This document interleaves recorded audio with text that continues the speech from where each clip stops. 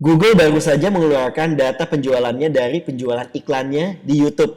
Iya, iklan yang kalian suka skip itu, yang suka di depan 5 detik kalian skip. Berapa yang mereka dapat dari iklan itu ya?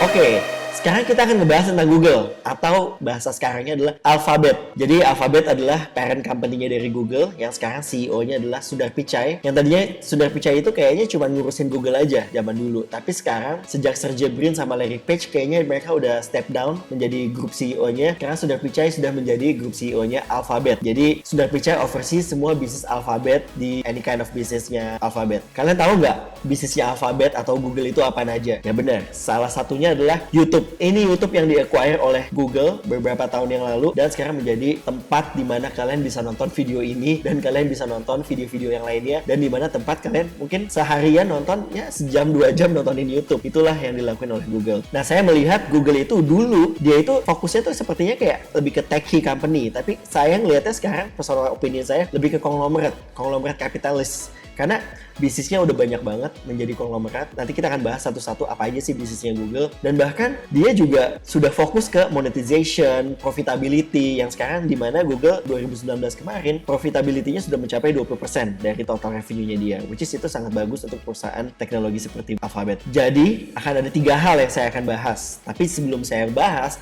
jangan lupa klik like, subscribe video saya. Jadi besok-besok kalian bisa dapat video seperti ini lagi. Oke? Saya akan bahas Alphabet dari 2 sisi yang berbeda. Yang pertama dari sisi fundamental kualitatif dan kuantitatifnya, dan yang kedua dari sisi teknikalnya. Tapi saya nggak akan deep dive dari sisi teknikalnya seperti apa. Kita akan bahas dari sisi kulitnya aja, karena saya pengen yang nonton video ini mengerti tentang bisnisnya Google dan punya confidence, punya percaya diri kalau misalnya Google itu memang perusahaan yang bagus, dan bisa nggak saya investasi di perusahaan yang bagus seperti ini. Karena ini adalah perusahaan yang kalian pakai produknya tiap hari. Sadar nggak kalian? Saya adalah pemakai Android. Mungkin teman-teman yang pakai Apple juga secara nggak sadar mereka adalah Google user juga sehari-harinya. Ini saya tutup ya, karena Google Voice-nya ternyata nyala.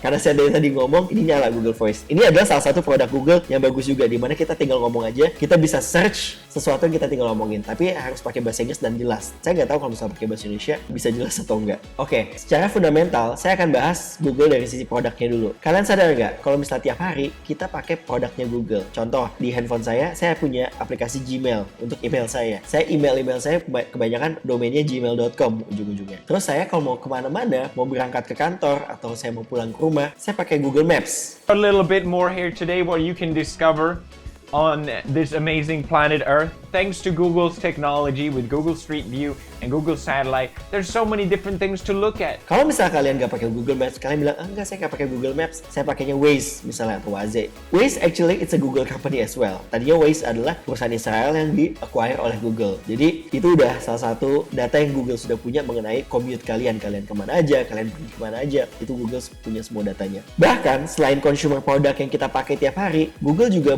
gede di corporate. Jadi banyak teman-teman kita di perusahaan, di startup, bahkan teman-teman saya di startup juga kebanyakan pakai Google Apps. Jadi udah banyak juga yang berpindah. Tadinya mereka pakai PowerPoint misalnya, atau pakai Keynote, sekarang mereka pakainya Google Slides, seperti itu. Jadi perusahaan-perusahaan corporate banyak yang menggunakan Google Suite, di mana isinya ada cloud drive-nya, ada emailnya, ada aplikasi-aplikasi seperti Word, seperti Excel, seperti PowerPoint-nya. Saya beberapa tahun belakangan selama ini saya adalah Microsoft user gitu, dan saya juga pakainya banyak PowerPoint atau kebanyakan pakainya Microsoft Word atau Microsoft Excel. Tapi belakangan ini kebanyakan saya pakainya justru untuk presentasi, kebanyakan saya pakainya Google Slide. Meskipun saya pakai MacBook dan di situ ada Keynote, ujung-ujungnya saya pakainya Google Slides lagi, karena saya senang dengan fitur kolaborasinya dari Google Slide tersebut. Tapi sebenarnya kalau bisnisnya Google bukan di situ. Kalian tahu nggak Google sebenarnya perusahaan apa? Perusahaan iklan. Tapi perusahaan iklan terbesar di dunia. 84% pendapatan dari Google adalah dari iklan. Jadi yang kalian pakai Gmail atau Google Maps itu sebenarnya nggak ada duitnya buat Google. Mereka dapat duit dari kalian kalau misalnya kalian ngeklik iklannya pada saat kalian melakukan Google Search. Jadi misalnya kalian googling, kalian pengen cari boba misalnya, kalian cari boba dan ada top 3 yang paling atas gitu misalnya. Kalian klik itu, ya kalian Google akan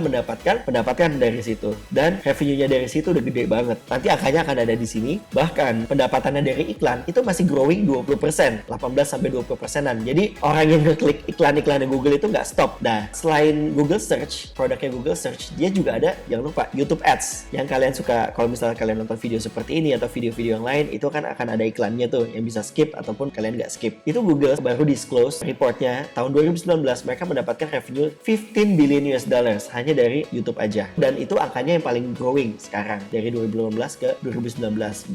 Growth-nya di atas 30%. Nah, selain itu juga Google juga mendapatkan pendapatan dari partner publisher atau website. Jadi kalau misalnya kalian buka detik.com, bombastis.com, asumsi.co, atau misalnya rima.co, atau misalnya kompas.com, itu kan kalian bisa lihat, kalian pas baca artikelnya scroll kan suka ada iklan-iklannya kotak-kotak gitu kan, atau banner-banner. Nah, kalian kalau misalnya lihat itu atau kalian klik, itu Google juga dapat duitnya. Tapi itu bagi dua sama si publishernya, si yang pembuat kontennya. Nah, jadi makanya kalau misalnya kalian pengen support terus para teman-teman kita di publisher, pengen support para content creator, yang ditonton lah videonya, ditonton lah iklannya, biar mereka juga bisa mendapatkan pendapatan dari situ. Itu kalau misalnya untuk yang kalian support ya. Oke, jadi kalian kalau misalnya pengen tahu lagi apa sih produk-produknya Google yang lain, banyak banget. Tinggal buka about.google/products. Itu semuanya di situ ada logo-logonya produk-produknya Google. Kalian bisa lihat apa aja produknya dari mulai search and explore. Jadi bukan hanya search, tapi dia ada Google Translate juga. Ada Chrome, jangan lupa ada Chrome yang aku juga biasanya pakainya Chrome. Meskipun saya pakainya MacBook, tapi saya pakai Chrome, nggak pakai Safari. Untuk watch and play ada Chromecast, ada YouTube Music, ada Google Play Movies and TV. Bahkan sekarang YouTube sudah mulai juga YouTube Premium. Kalian bisa nonton YouTube tanpa perlu harus lihat iklan. Terus jangan lupa juga ada device. Jadi dia punya device. Device itu berarti produk ya. Produk kita bisa lihat yang mereka punya adalah seperti Chromebook, jadi laptop Chrome, Google Pixel, jangan lupa handphonenya, bahkan Google Home, yang dimana sebenarnya basically dia kayak jualan CCTV atau jualan bel actually. Tapi Google sampai meranah ke bisnis seperti itu. Di luar itu masih banyak lagi produk-produk kayak Google yang sadar nggak sadar kalian pakai juga sehari-harinya. Nah, yang paling seru dari Google adalah kalau saya perhatikan mereka yang paling punya banyak data tentang diri kita sendiri. Jadi kalau misalnya kalian sering dengar tentang privacy, GDPR, those kind of stuff, ya karena Google bisa nge-tracking semua data-datanya kita di internet, bahkan data kesehatan kita. Google baru aja announce tahun lalu mereka akan acquire Fitbit dan sekarang lagi proses dealing, tapi belum selesai prosesnya. Tapi perception saya adalah dengan dia melakukan hal itu, sebelumnya Google hanya tahu affinity-nya kita. Jadi kita tahu, Google tahu nih, saya itu orangnya sukanya konten-konten yang seperti apa, dan saya itu lagi pengen beli apa. Itu Google tahu tuh, saya punya affinity apa dan in market pembelian apa. Jadi misalnya saya lagi suka buka-buka tentang sepatu atau buka-buka cari-cari baju gitu, misalnya di Zalora atau di Lazada atau dimanapun itu, saya buka-buka, nanti dia akan tahu, oke. Dan saya juga tahu kategori yang saya buka. Misalnya saya buka kategori sepatu, saya tahu kalau misalnya saya in market tentang produk fashion dan saya punya affinity di produk fashion. Jadi besok-besok pada saat saya buka website seperti Kompas, saya buka Detik, yang iklan yang keluar ke saya itu adalah iklan-iklan sepatu atau iklan retargeting dari si e-commerce yang sebelumnya saya lihat. Nah, itu adalah power dari Google, di mana kita bisa targetin iklan sesuai dengan affinity dan in marketnya mereka. Setelah mereka tahu dari situ, nanti kalau misalnya kita pakai Fitbit dan connected ke Google Health, dia bisa tahu heart rate kita seperti apa, tidur kita seperti apa, apakah kita nge-gymnya rajin atau tidak. Dari situ mereka bisa bikin data sendiri dan mungkin mereka akan membuat produk yang baru dari itu sendiri. Kalau dipikir-pikir, itu sebuah hal yang agak-agak ngeri juga sebenarnya. Mereka bisa tahu semua data-datanya kita gitu. Bahkan sebelum kita tahu apa yang kita mau, mereka udah bisa nge-push iklan-iklannya yang mungkin tadinya kita nggak mau, kita jadi mau, karena tiap hari mungkin kita dibombardir oleh iklan-iklan dari Google tersebut. Oke, enough with the products of the Google. Sekarang kita ngomong dari sisi angkanya. Yang tadi saya bilang, mereka tuh masih tumbuh double digit meskipun tidak seagresif dulu. Revenue-nya Google itu tahun lalu 162 billion. Menurut banyak analis, Google sekarang di harga